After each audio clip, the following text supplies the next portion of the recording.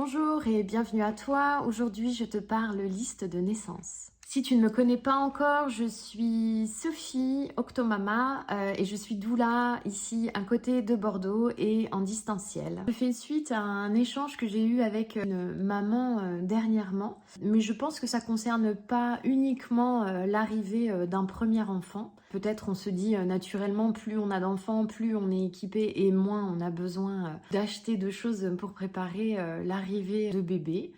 C'est vrai, mais pas toujours. Donc je trouvais ça important de refaire le point avec toi aujourd'hui sur finalement ce qui est vraiment essentiel pour l'arrivée de bébé et tout ce qui ne l'est peut-être pas et donc qui peut être l'occasion de ne pas dépenser des fortunes pour rien. Je parle de la liste de naissance. Pourquoi? Parce que quand on accueille un enfant, un nouvel enfant dans nos vies, très souvent, merci à eux, l'entourage, les amis, la famille sont vraiment très enclins et heureux de pouvoir nous aider, nous faire des cadeaux, que ce soit pour nous ou que ce soit pour bébé. D'ailleurs, c'est très souvent pour bébé sur les listes de naissance.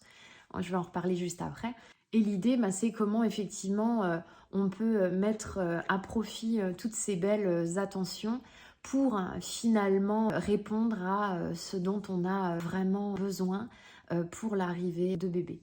La première chose peut-être à prendre en considération quand on fait une liste de naissance, c'est justement ne pas uniquement se dire que c'est une liste de cadeaux pour bébé.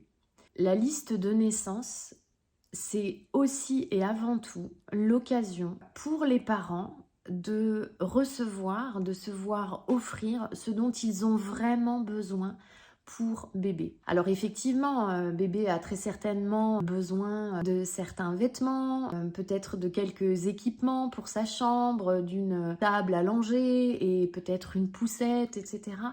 ou pas. En fait, ce qu'il faut voir, c'est que avant que bébé ne soit là, on a finalement assez peu de visibilité sur ce dont on va vraiment avoir besoin pour ce bébé-là. Et pourquoi je dis ça? Parce que par exemple, la poussette. La poussette, c'est un énorme budget. C'est absolument délirant, je trouve, le prix d'une poussette.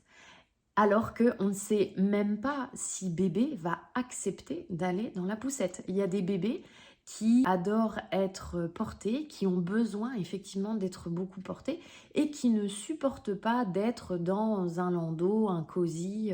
Et quand on pense effectivement au budget que représente une poussette, ça peut être intéressant de peut-être pas se jeter sur l'ensemble 5 pièces à des fois des sommes avoisinant les 1000 euros, hein. C'est vraiment des gros budgets. Et de se dire, je vais peut-être attendre de voir si mon bébé va effectivement aller en poussette. Et en attendant, peut-être s'en faire prêter une. Il y a aussi la possibilité, d'en reparler juste après, de se procurer aussi de l'équipement à moindre coût. S'il y a des choses qui peuvent à toi te paraître essentielles pour accueillir un bébé parce que tu as envie d'avoir une vraie table à langer pour pouvoir être confortable, pour le changer et pour pouvoir ranger ses affaires, ok, très bien. Mais je pense aussi à ces listes de naissance où on met des fois des habits en 12 mois, en 18 mois, alors qu'on n'a aucune idée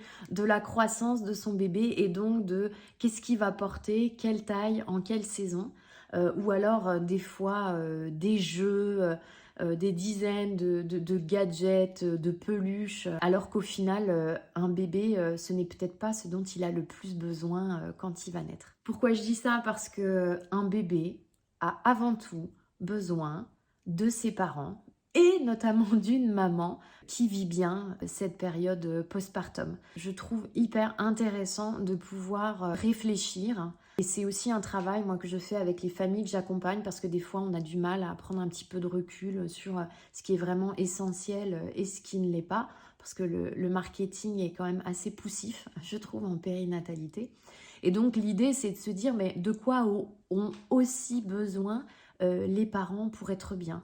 Ça peut être par exemple d'avoir quelqu'un qui vient pour apporter une aide logistique à la maison, pour faire du ménage, pour aller, par exemple, gérer le périscolaire avec des plus grands. Je pense aussi, bien sûr, à tout ce qui est bien-être et confort de la maman. Par exemple, du massage, des moments de détente, de relaxation. Ça peut être des séances, je ne sais pas, d'hypnose, de sophrologie, des choses qui te font vraiment du bien. Et enfin, je pense que c'est intéressant aussi quand on établit sa liste de naissance et qui est en lien aussi, pardon, avec son projet un peu de parentalité, c'est-à-dire si on a le souhait d'allaiter son enfant, bah effectivement, ça peut être vraiment intéressant d'investir dans un coussin d'allaitement, d'avoir peut-être, je ne sais pas, des coquillages, justement pour pouvoir